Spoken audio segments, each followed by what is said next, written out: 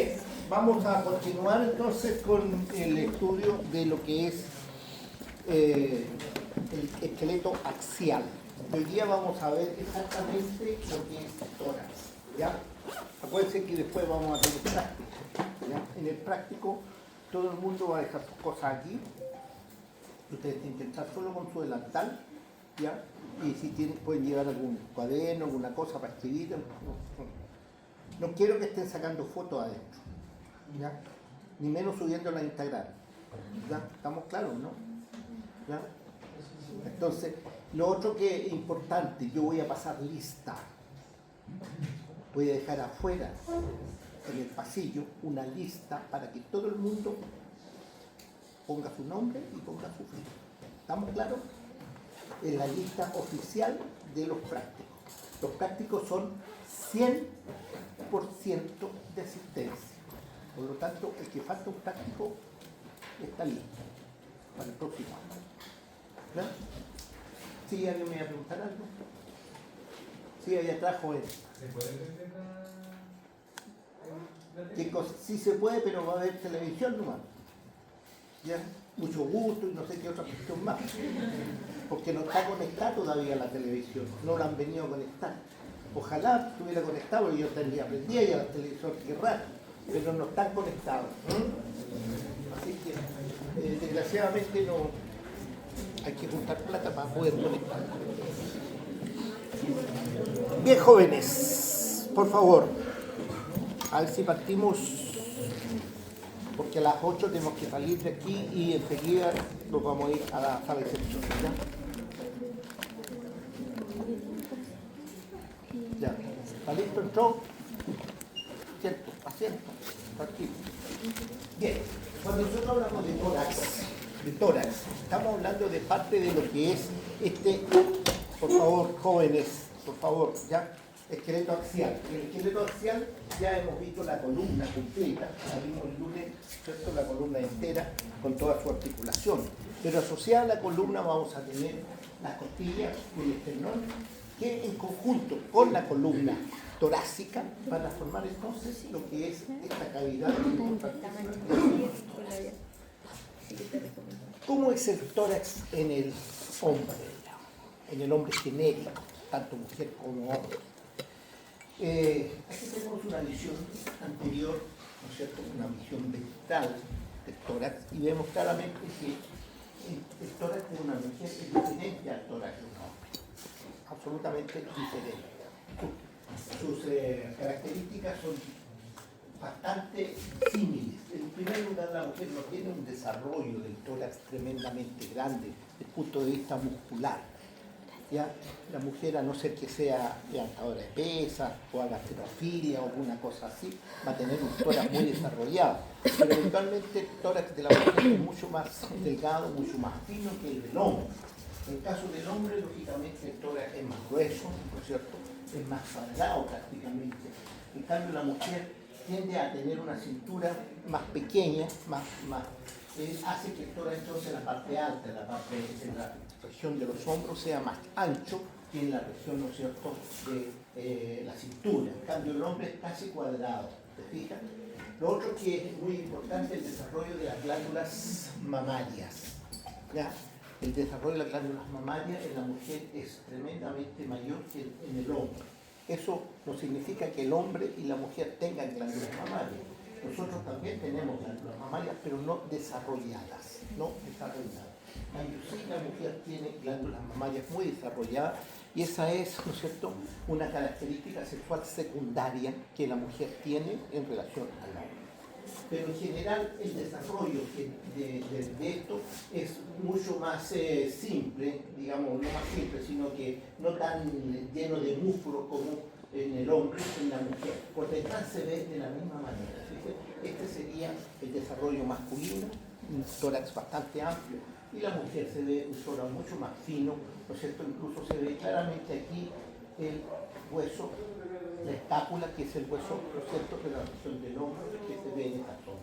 Y ahí podemos visualizar entonces esta característica que es importante. Cuando estudiamos el tórax tenemos una serie de líneas que son importantes para poder conocer los elementos que están dentro del tórax.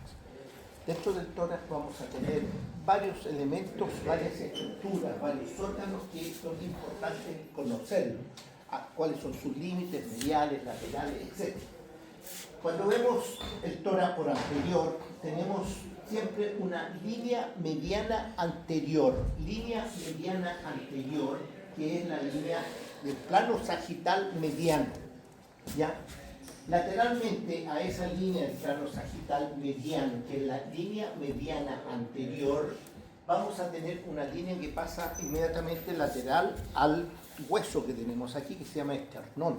Por lo tanto, esa línea se llama línea esternal.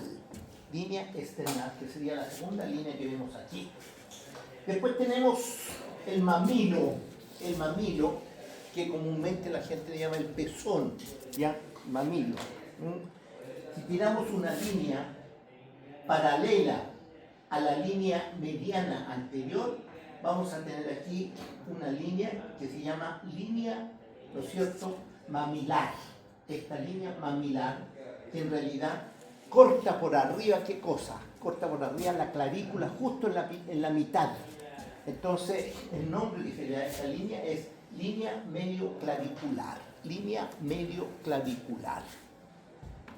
Y entre, ¿no es cierto?, esta línea media clavicular y la línea external, vamos a tener una línea paraesternal. Paraesternal. Por lo tanto, por anterior, son 4 las líneas que vamos a estudiar.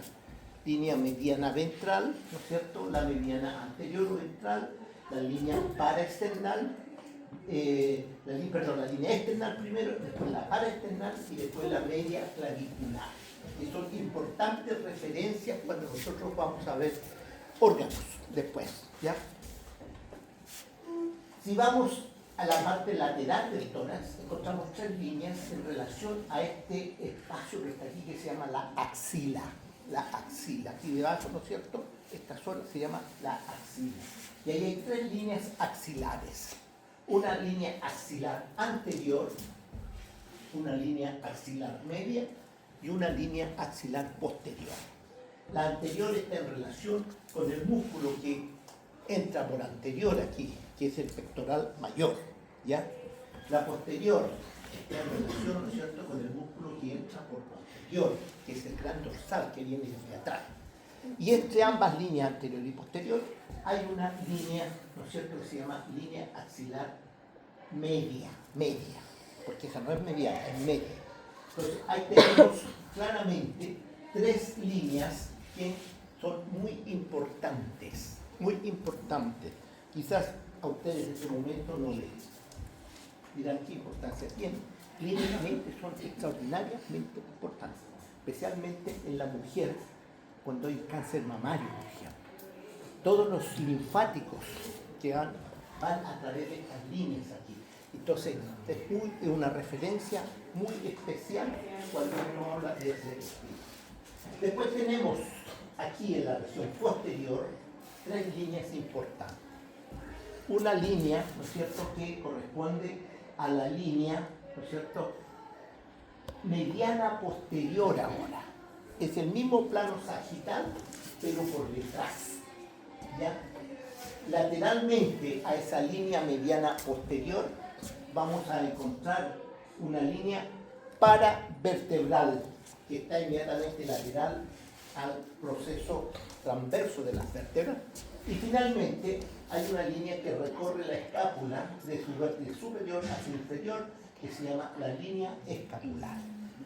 Entonces, cuando vemos el sector superior, vamos a ver claramente líneas por anterior, líneas por lateral y líneas por posterior. Eso es interesante desde el punto de vista de la anatomía topográfica y de la anatomía, ¿no es cierto?, que nosotros vamos a estudiar posteriormente, que vamos a ir avanzando en esto. También podemos decir que en el tórax hay ciertos sectores importantes, ¿ya? Y estos sectores o espacios importantes son regiones.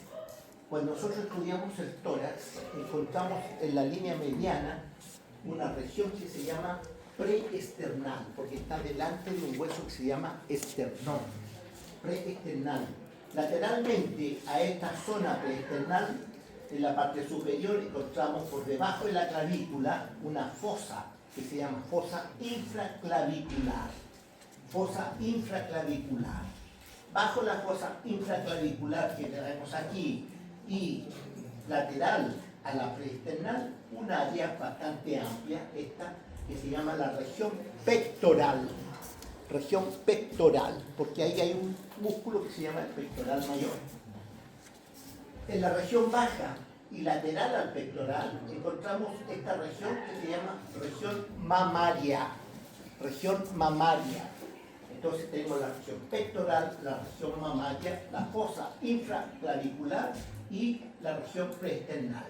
Ahora, lateral a la región pectoral encontramos esta región que se llama la región axilar, ¿ya? Que está, ¿no es cierto?, asociada con la axila hacia atrás. Y por abajo de lo que es la región mamaria, una región que se llama la región inframamaria. Inframamaria. Y lateral a esta región inframamaria, la región pectoral lateral. Por lo tanto, vamos a encontrar una serie de zonas relacionadas con el tórax que nos sirven, ¿no es cierto?, para referenciar las estructuras que tiene el tórax o donde hay algún dolor o donde hay alguna estructura, ¿no es cierto?, que hay que describir. Por posterior también existe lo mismo.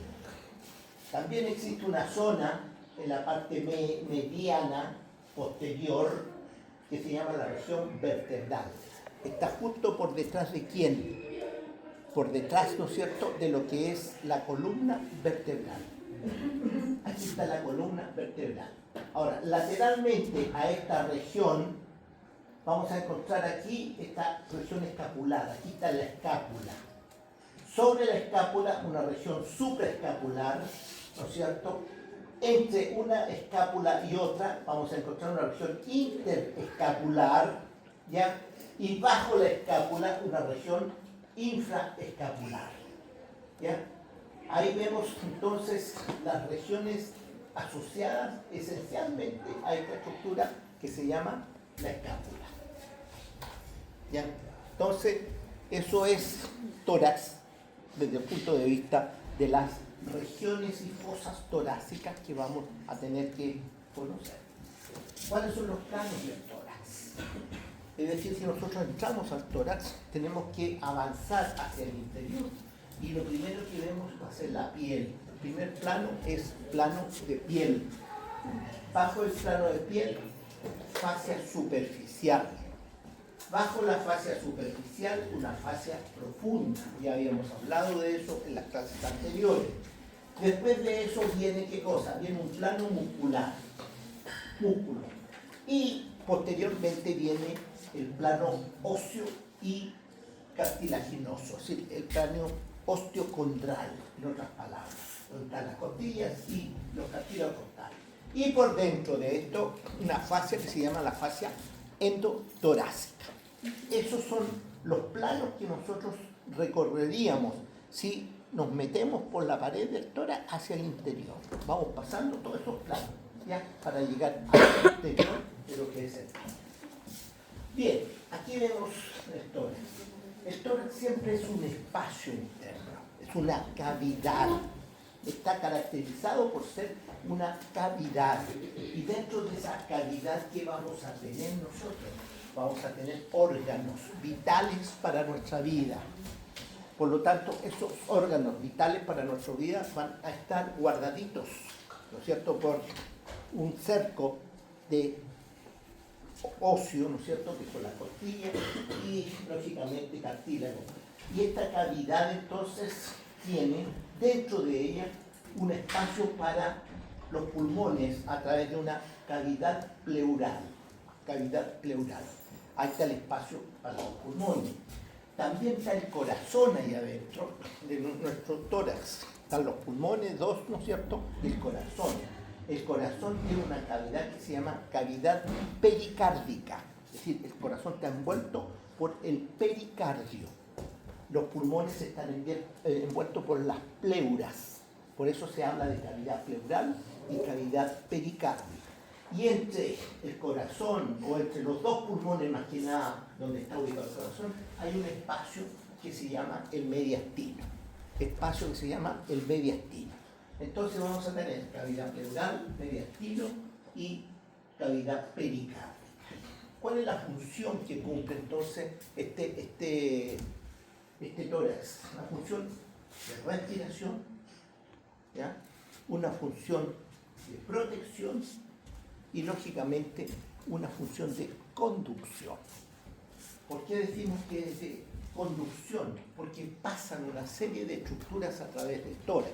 Pasa el esófago, pasan venas importantes, pasa la arteria aorta, pasan estructuras linfáticas, pasan nervios, etcétera, etcétera. Por lo tanto, es una zona de conducción. Protección, esto protege a los órganos internos, ¿no es cierto? Y una sola respiración, porque él funciona, lo vamos a ver aquí, que su movimiento y su funcionamiento está en relación a lo que es, ¿no es cierto?, el proceso respiratorio, ¿ya? A lo que es, ¿no es cierto?, la entrada y la salida del aire que normalmente realizamos cuando nosotros estamos respirando. Bien, partimos por este plano que es el más profundo y que no es otra cosa que el plano donde vamos a encontrar las costillas, ¿cierto? Y los cartílagos costales que aquí están de color oscuro, por eso no se ve muy bien, ¿ya? Pero aquí se llama plano costal y condral. Costal, costillas, y condral, sencillamente cartílago, ¿ya? Esta es la vista anterior de este plano y ustedes pueden ver que por delante hay un hueso que tiene aquí, se llama hueso esternón. Por detrás, ¿qué encontramos en el tórax? En la posición del tórax encontramos la columna vertebral, pero no toda la columna, sino parte de ella, exclusivamente. ¿Qué vértebras? ¿Ah? Las vértebras torácicas. Las únicas que tenían conexión con las costillas eran las vértebras torácicas. Por lo tanto, esas vértebras solamente son las que están formando parte de esta estructura del tórax. Aquí se ven las costillas, ¿no es cierto? Y por detrás de las costillas vemos la escápula ahí, ¿no es cierto? Que es una estructura del miembro superior, ya que no es específicamente, pero está asociada al tórax. Lateralmente vemos, ¿no es cierto?, la posición que tienen las costillas. Ustedes ven que las costillas no están en un plano horizontal, sino que están oblicuas, tienen cierta oblicuidad, ¿ya?, que va variando desde la primera costilla hasta la 12ª costilla. Son 12 las costillas que tenemos aquí en un lado y 12 que tenemos al otro lado. Por lo tanto, el total de costillas son 24 costillas que tenemos en nuestro cuerpo. Y aquí vemos entonces la conformación en un esquema de lo que es el tórax, vista anterior y vista posterior. Ahora, como es una cavidad, este tórax, ¿no es cierto?, está formado por huesos planos esencialmente. Las costillas son huesos planos. Esos huesos tienen una cara que mira hacia el interior de la cavidad, hacia el interior de la cavidad. Esa cara que mira hacia el interior de la cavidad será la cara interna. Y hay otra que mira hacia afuera, que es esta que vemos aquí.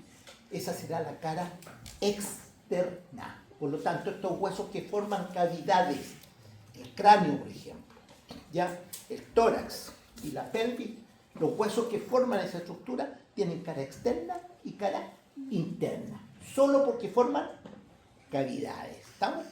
Eso es la característica. Vamos a ir viendo detalles. En primer lugar, las costillas, como ven ustedes, si las contamos, 1, 2, 3, 4, 5, 6, 7, 8, 9, 10, 11 y 12. Estas costillas que están aquí no son estructuras que las vemos, y aquí tenemos, ¿no es cierto?, el esqueleto, que yo se los puedo mostrar, es verdad la cosa. Ahí si miran las costillas desde esa mitad, las costillas no son horizontales, ¿se dan cuenta? No son horizontales, tienen una inclinación, ¿ya? Y vamos a ir viendo cuál es la inclinación de esta costilla. Entonces ahí tenemos, ahora estas costillas nunca llegan directamente al esternón, nunca. ¿Por qué? Porque antes de ir al esternón siempre va a haber, ¿qué cosa? Un cartílago. Entonces la costilla va a llegar primero al cartílago y el cartílago va a llegar al esternón. ¿Ya? Esa es la característica. Con algunas salvedades que vamos a ir viendo en el camino. ¿Cuáles son las angulaciones que tienen estas costillas de acuerdo a su posición? ¿No es cierto? La primera costilla, ¿ya? La primera costilla que se tenemos aquí, tiene una angulación aquí de más o menos 10 grados. 10 grados, con la horizontal. Todos están en relación a la horizontal. La segunda costilla, que es esta que está aquí, tiene una angulación un poquito mayor, 20 grados. ¿Ya?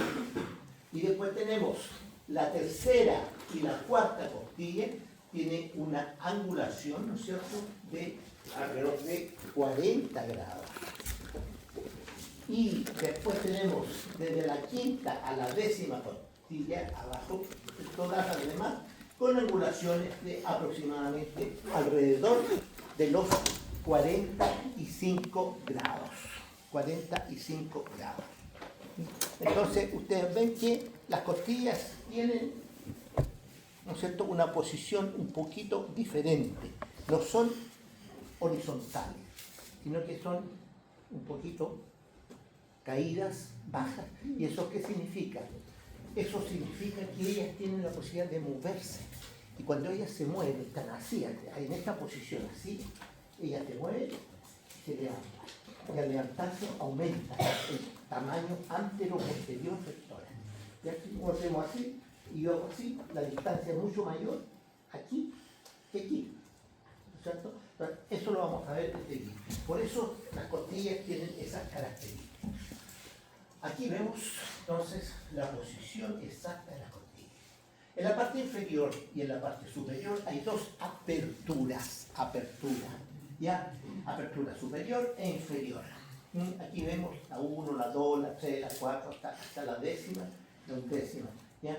Y por delante estamos viendo claramente lo que es el esternón que completa. ¿Cómo es una costilla? ¿Cómo es? ¿Qué características tiene la costilla? Una costilla tiene una cabeza. Esa es la cabeza. ¿Ya? Nosotros tenemos una cabeza también. Y después, ¿qué tenemos? Un cuello. La costilla también tiene, ¿qué cosa? También tiene en esta zona un cuello. Esto es el cuello de la costilla. Y posteriormente un tubérculo. ¿Ya? Ese tubérculo tiene una porción articular y una porción no articular. ¿Ya? Entonces tenemos cabeza, cuello y tubérculo. Y después tenemos el cuerpo de la costilla, que va dando, ¿no es cierto?, un giro aquí, va dando vuelta para poder formar esto, ¿no es cierto? Y este cuerpo es el que tiene una cara externa y una cara interna. En las costillas tipos, en las costillas bases, ¿sí?, va a tener un margen superior y un margen inferior. Una extremidad, ¿no es cierto?, posterior, que sería la zona de la cabeza, y una extremidad anterior, que sería, ¿no es cierto?, el punto de articulación con el cartílago correspondiente. Ahora, la cabeza, estamos hablando de una costilla tipo, ¿ya? Porque vamos a ver que hay salvedades, hay diferencias. Una costilla tipo tiene dos fobias que articulan con las vértebras correspondientes. Una tipo, ¿ya? No la primera tiene una fobia, ¿no? Esta tiene dos fobias, una superior y una fobia inferior. Y esas dos fobias, una que articula con la vértebra que está arriba y la otra con la vértebra que está abajo, entre ambas fobias hay una cresta, que se llama la cresta de la cabeza de la costilla. Entonces, estas fobias articulares o carillas articulares son las que hacen de que esa cabeza esté en relación con los cuerpos vertebrales y formen una articulación. En cambio, el tubérculo, que tiene una carilla articular también, esa carilla articular del tubérculo se relaciona con el proceso transverso. El proceso transverso, ¿no es cierto?, ahí toma una inserción en el proceso transverso, ¿ya? Entonces, ahí tenemos, en la parte, en el cuerpo mismo, en la cara en el margen, inferior, va a haber un surco habitualmente. Ese surco se llama surco costal y tiene la característica de que por aquí pasan, ¿no es cierto?, los vasos y los nervios intercostales, esencialmente. Entonces, esta es la característica de una vértebra tipo, ¿ya? Que vamos a ver que son varias. Ahora, una costilla tiene dos curvaturas. Y estas dos curvaturas, una se denomina curvatura por arrollamiento, y la otra se denomina curvatura por torsión, ¿ya? La curvatura de arrollamiento se produce exactamente sobre el plano. Si yo tengo aquí un ejemplo, tengo aquí una costilla recta, ¿se fijan? Esta es costilla recta, ¿ya? Si yo hablo de una curvatura por arrollamiento, ¿qué tengo que hacer? Tengo que doblar de esta manera la costilla, es decir, arrollarla como cuando nosotros tomamos una alfombra y la vamos arrollando. Entonces, cuando yo hago esto así con la costilla, la arrollé la costilla y la suelto, miren cómo me quedó. ¿Se fijan? Me cae perfectamente aquí, ahí en esa posición. Esa curvatura está sobre el plano. ¿Me das cuenta? Curvatura sobre el plano. Ahora, existe una segunda curvatura sobre los márgenes ahora. Hay un margen superior y uno inferior. Es decir, yo tomo esta costilla y ¿qué hago? La curvo. Una punta la tiro hacia acá y la otra la tiro hacia allá. Por lo tanto, hago una torsión de esta costilla de esta manera. Y al hacer esta torsión de esta manera, y yo la suelto, me va a quedar la costilla en esta posición. Es decir, un extremo más bajo que el otro, siempre. Si yo lo pongo en una superficie, me va a quedar esta superficie, este extremo en la superficie, pero el otro va a levantar hacia arriba, ¿ya? Por lo tanto, no van a estar uno frente al otro. Y esa es la característica que vemos aquí, ¿te dan cuenta? Entonces, esta curvatura es sobre sus márgenes, Por lo tanto, aquí vemos claramente que un extremo está absolutamente en planos diferentes al otro. Aquí está la cabeza y aquí está el extremo anterior. Tanto la costilla tiene dos curvaturas, una sobre el plano y una sobre sus márgenes. Una fue por arrollamiento y la otra por torsión. Esa es la característica que encontramos. Y la costilla típica ya la hemos descrito, la vemos aquí, no tiene ningún problema, las características son las mismas, ¿no es cierto? ¿Ya? Aquí están las superficies articulares, ¿no es cierto? Aquí está el tubérculo con su superficie articular, aquí está la unión con su cartílago, ¿no es cierto? Y su cara externa, su cara interna, su surco. Es decir, ahí la vemos típicamente, clásicamente, esta costilla. Pero siempre hay excepciones. Y la primera excepción que tenemos es la primera costilla. Esta es la primera costilla. La primera costilla es una costilla cortita, chiquitita, menudita, digamos. Pero tiene, ¿qué cosa tiene la primera costilla? Tiene una cabeza, Pero esa cabeza no tiene, ¿qué cosa? No tiene dos fobias, sino que solamente tiene una fobia. ¿Y por qué tiene una fobia? Porque ella articula con la primera vértebra torácica exclusivamente. Ella no articula con la séptima cervical en ningún momento, por lo tanto tiene solamente una fobia para la primera vértebra torácica. ¿Ya? ¿Tiene tubérculo o tuberosidad? Tiene tuberosidad, la vemos ahí muy bien, la tuberosidad, por lo tanto ella articula con el proceso, sí articula con el proceso, ¿no es cierto?, transverso de la primera vértebra torácica, articula con el proceso. Pero cuando ella se dispone hacia adelante,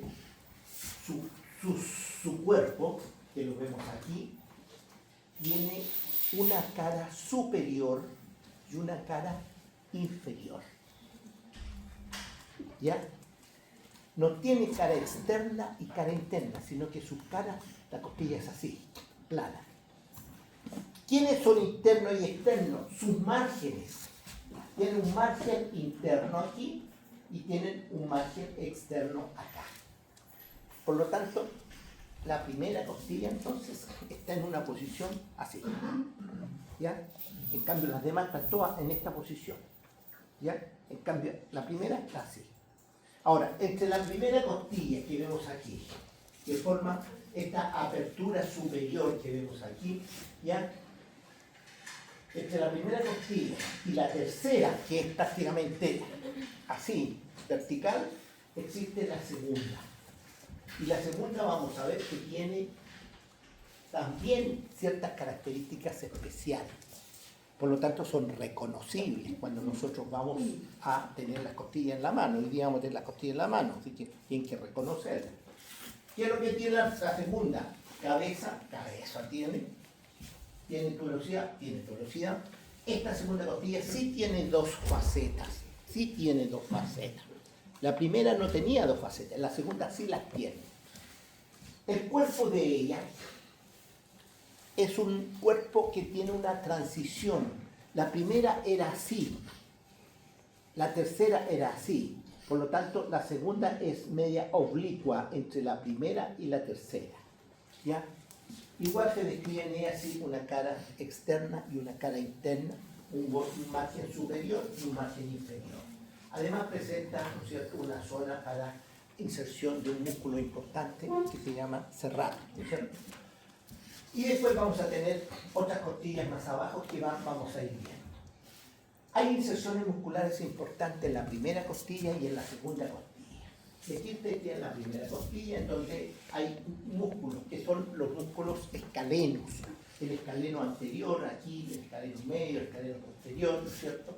Tenemos también el serrato que está enviando algunos fascículos, ¿no es cierto?, tanto a la primera como a la segunda, y algunos musculitos relacionados, ¿no es cierto?, con la parte del cuello específicamente, ¿no es cierto?, que también toman una inserción en la costilla. Por lo tanto, esta es la cara superior de la costilla, y aquí hay un tubérculo para el músculo escaleno anterior. Yo se los voy a mostrar. Esta es la apertura superior del tórax. Aquí está la primera costilla. ¿Se dan cuenta? Esta es la primera costilla. ¿Ya? Y esta primera costilla, junto con la otra primera costilla y el esternón, el manubrio esternal, dejan esta apertura superior del tórax. ¿Cuál es la importancia de esta apertura superior del tórax? La importancia es que por allí pasan una serie de elementos que conectan, ¿no es cierto?, la cabeza, el cuello, con estructuras torácicas. Ahí tienen la tráquea, ahí tienen el esófago, ahí tienen las grandes venas, ¿no es cierto?, que vienen aquí, la perrocefálica, ¿no es cierto?, la vena cava superior, tienen las grandes arterias, la carótida, ¿no es cierto?, y de aquí se desprende la subclavia, la carótida interna, etcétera, etcétera. Por lo tanto, todas esas estructuras, y además por aquí vemos que también pasa el vértice del pulmón, La parte más alta del pulmón está también metido aquí en esta zona. Por lo tanto, esta apertura superior es extremadamente importante para aspectos clínicos. ¿Ya? Aquí ustedes pueden ver entonces esta apertura y aquí ven los músculos escalenos, por ejemplo. Aquí está el escaleno anterior, ¿ven? Ese músculo escaleno anterior que viene de los procesos espinosos, ¿no es cierto?, de la cuarta, quinta y sexta vértebra torácica, los procesos transversos, perdón, de la cuarta y quinta, y llegan hasta este tubérculo, ¿ya? Ahí pasa por sobre la arteria subclavia y por delante la vena subclavia. Es decir, tenemos relaciones importantísimas que hay que aprender. Esta es una vista superior de esta apertura. Aquí está la apertura superior del tórax. Bien. Existen también en la parte baja de las 12 costillas algunas costillas que nos interesan. hasta la séptima costilla, nosotros le llamamos costillas verdaderas, costillas verdaderas. ¿Y por qué hablamos de costillas verdaderas? Porque todas ellas tienen, a través de su cartílago, una articulación directamente con el esternón. Todas las que están arriba, a través de su cartílago, llegan directamente al esternón. Pero las últimas 5, que las vemos aquí, se llaman costillas falsas, todas en común. ¿Ya? Todas son falsas. Y dentro de esas falsas encontramos las últimas 2 que se llaman flotantes. La terminología anatómica internacional habla de verdaderas y falsas. Y dentro de la falsa, las flotantes. No hablamos de verdadera, falsa y flotante, no. Aquí no es la cosa. Entonces, la octava, fíjense, aquí viene la octava, aquí viene la novena, y aquí viene la décima. La octava tiene su cartílago aquí, sí, perfecto, tiene, pero este cartílago se proyecta acá, ¿cierto? La novena tiene su cartílago, también tiene su cartílago, se proyecta acá y se une con la octava. Y la décima también tiene su cartílago y se une con la novena. Por lo tanto, el cartílago de la décima se une con la novena se une con la octava. ¿Y qué hace la octava? La octava se une a la séptima. Y quien lleva, ¿no es cierto?, a la articulación esternal, la característica es la séptima. La séptima, ¿no es cierto?, costilla, trae su séptimo cartílago, ella es la que lleva, ¿no es cierto?, llega hasta el esternón y hace allí la articulación. Las otras no, las otras se van adhiriendo, estas 3 últimas se van adhiriendo. Y estas costillas, ¿no es cierto?, son las que nosotros llamamos falsas. Pero las últimas 2 que tenemos acá, estas se llaman flotantes. ¿Y por qué se llaman flotantes? Porque aquí hay un detalle importante, miren aquí. Ellas tienen un pedacito, un poquito de cartílago en su extremo. Y ese poquito de cartílago que tienen en su extremo, ¿no es cierto?, nunca alcanza ni a unirse con otra costilla, con otro cartílago, ni menos todavía con el esternón. Por lo tanto, ellas quedan libres, no sé, flotando allí, por eso se llama flotante. Pero están dentro del grupo de las costillas falsas. Aquí vemos las costillas flotantes, son la undécima y la duodécima. Undécima y la duodécima. Y aquí ustedes ven que tienen un pedacito de cartílago adelante. Ahora, ¿qué características tienen estas costillas? Son costillas que han ido perdiendo las características, digamos, oficiales que tenían las costillas tipo. Por lo tanto, tienen una cara interna, sí, tienen un margen superior, lo tienen, pero una cosa no tienen, tubérculo, no tienen tubérculo. Y al no tener tubérculo, ellas entonces, ¿qué hacen? Ellas no tienen conexión con el proceso transverso de la vértebra undécima y duodécima. Solamente tienen en su cabeza una faceta, para la undécima y duodécima vértebra correspondiente. Por lo tanto, son como costillas vestigiales, como que las costillas se fueron acabando ahí y fueron siendo más simples, mucho más simples, las últimas 2. Y ya sabemos que en los procesos, en las vértebras lumbares existían unos procesos alargados así, que le llamamos procesos costales, ¿no es cierto?, que eran los procesos transversos. Esos procesos costales son como el resto de estas costillas que quedaron hacia abajo. Bien, la apertura superior que la estamos viendo aquí tiene ciertos centímetros, cierto tamaño. Y aquí nosotros podemos ver que antero-posteriormente, entre lo que es, ¿no es cierto?, el esternón y la primera vértebra torácica, existen 6 centímetros aproximadamente en sentido antero-posterior. Y en sentido transverso, entre las 2 costillas, entre las 2 primeras costillas, margen interno de las 2 primeras costillas, existen 12 centímetros. 6 y 12 centímetros sería la apertura superior. 6 en sentido antero-posterior y 12 en sentido transverso. Y por allí donde pasaba la tráquea, el esófago, las venas, las arterias, los nervios, etcétera, etcétera.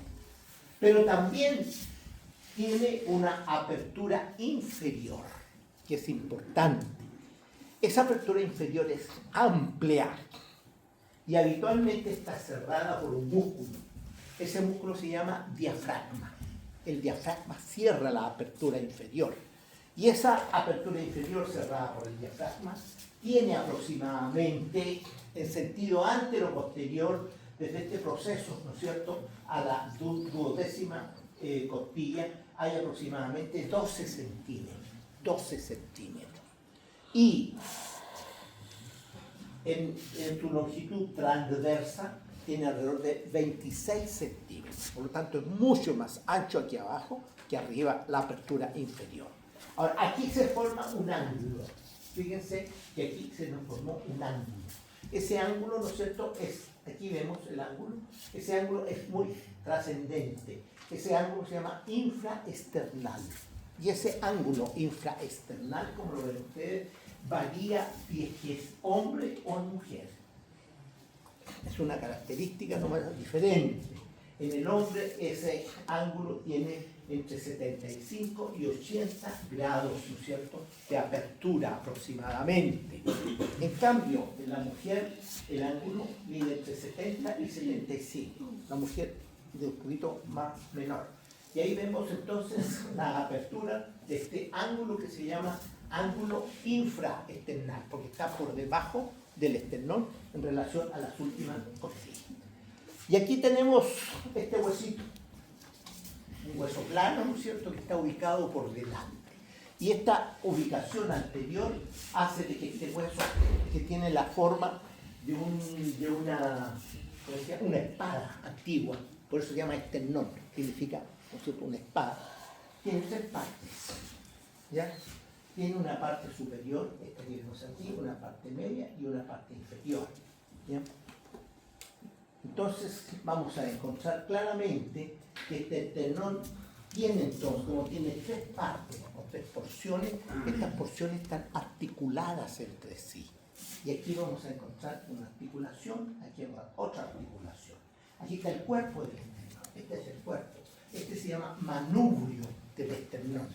Esta distribución es el manubrio del esternón, este es el cuerpo. Y esto es un proceso, ese proceso se llama proceso sifoides, ese proceso sifoides. Entonces, este esternón va a tener algunos detalles interesantes.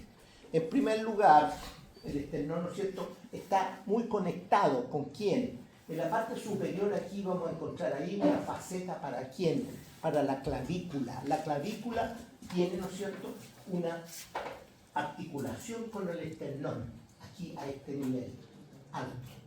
Por debajo de la clavícula, aquí se ve un poco, aquí se ve también, ¿no?, está la primera costilla.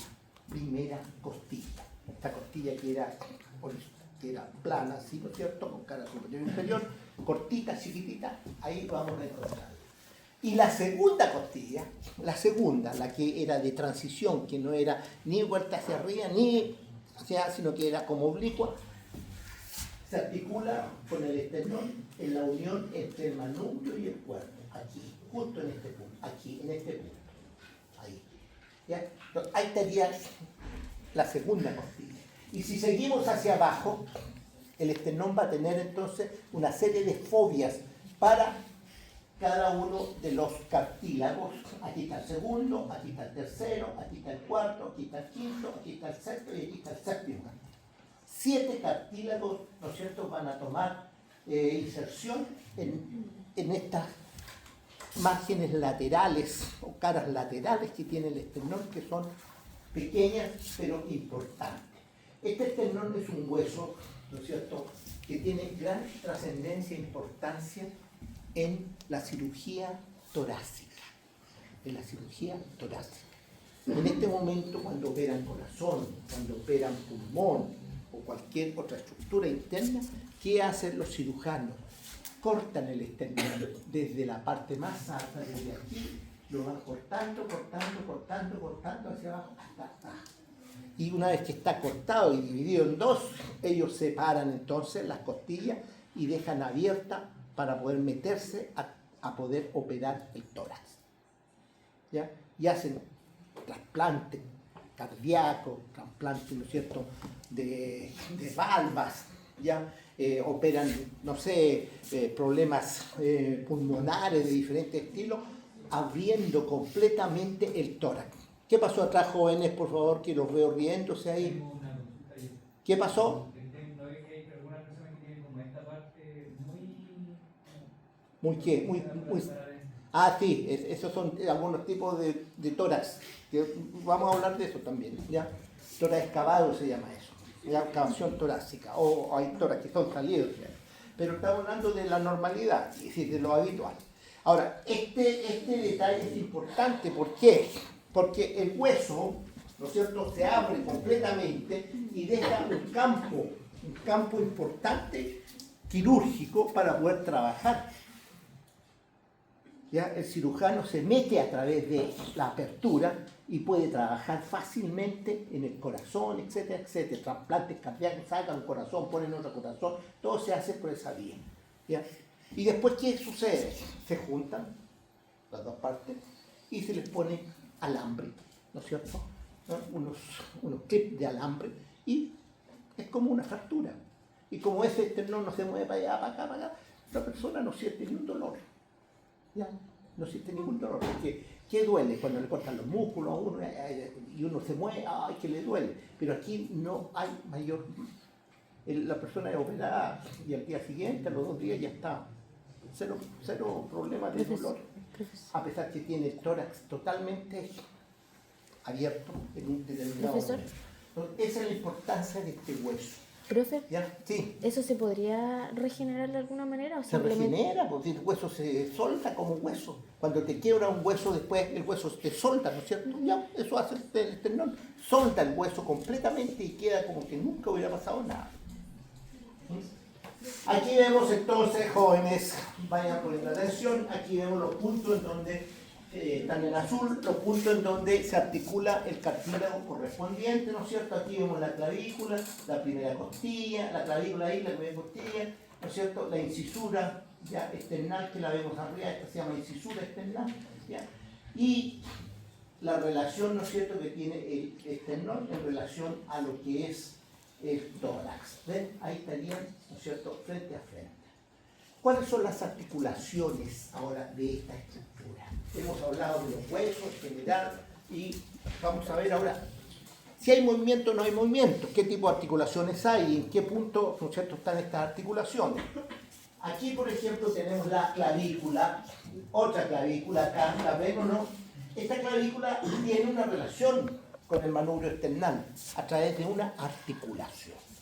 Y si nosotros vemos aquí primero, miren, ¿qué es lo que hay aquí? ¿Qué es lo que ven ustedes aquí?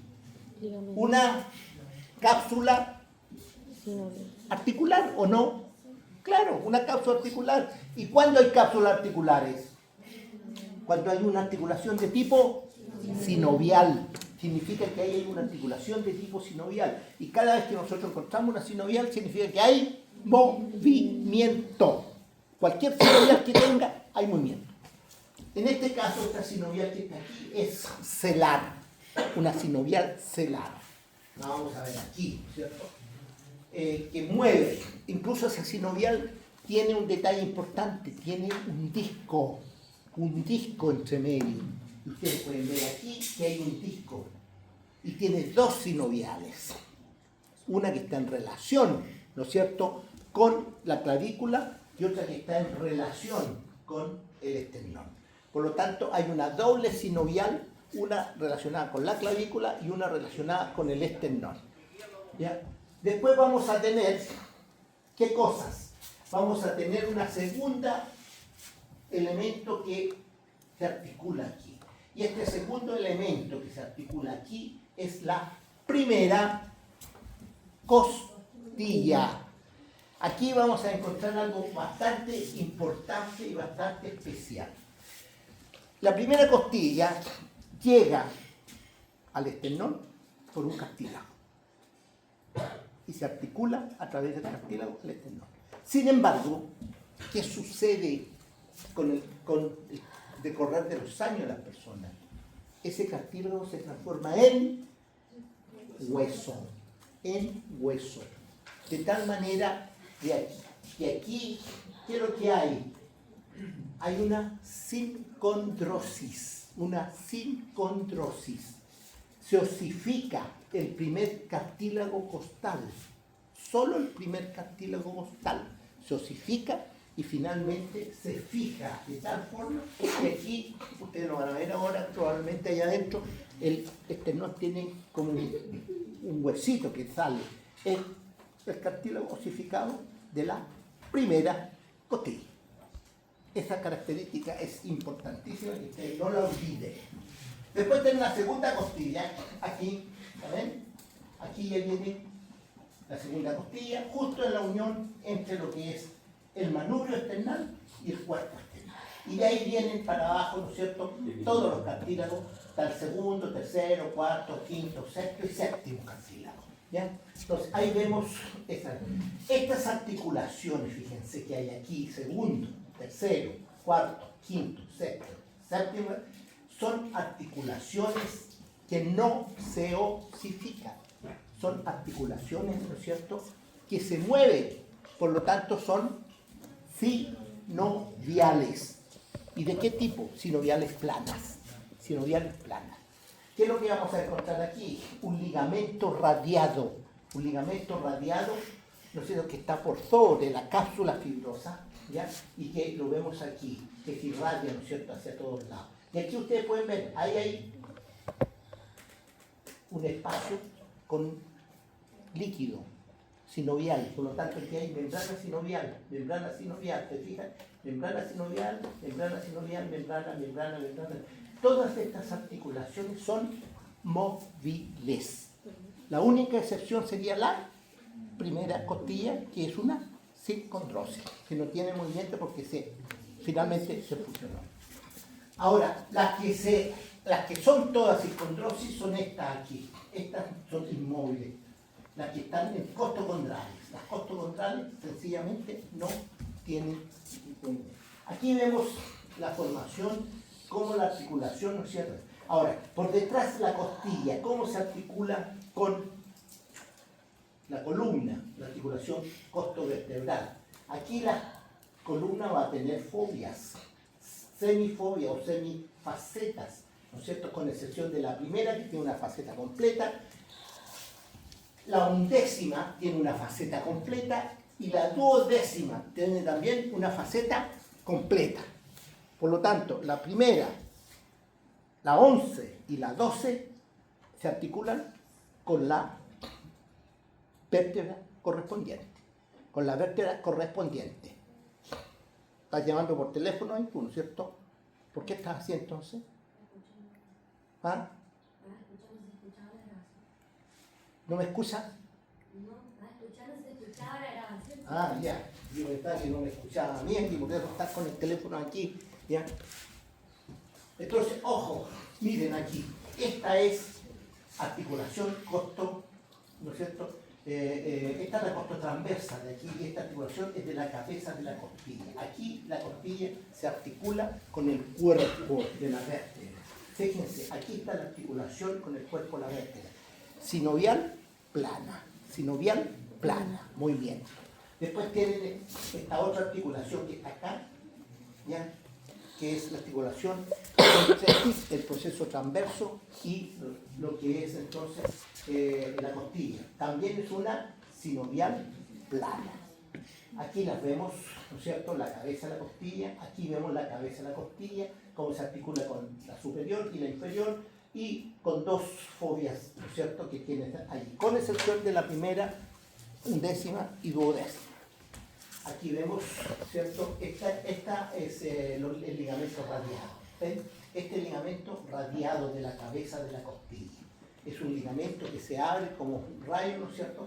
Y ¿qué pasa entonces aquí? ¿Qué pasa con la articulación entre la costilla y el proceso transverso? Ahí hay tres ligamentos. Los ligamentos costotransversos se llaman en general, y son tres. Hay un ligamento costotransverso lateral, que es el que se fija en la tuberosidad. Ese ligamento costotransverso lateral va desde el proceso transverso al tubérculo a la parte rugosa que tenía el tubérculo por detrás de la articulación o de la superficie articular. También existe un ligamento que va desde la costilla a la vértebra que está superior, se llama ligamento costotransverso superior. Y entre el cuello de la costilla, ¿ya? Y entre el cuello que está aquí, este es el cuello de la costilla, y la vértebra, existe este ligamento, que es un ligamento costotransverso interno, que está metido dentro.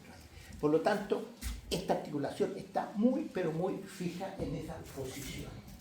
Aquí está el resumen de las articulaciones que ustedes deben conocer muy bien. La articulación externo-clavicular, ya la dijimos cuál era. ¿Qué tipo era?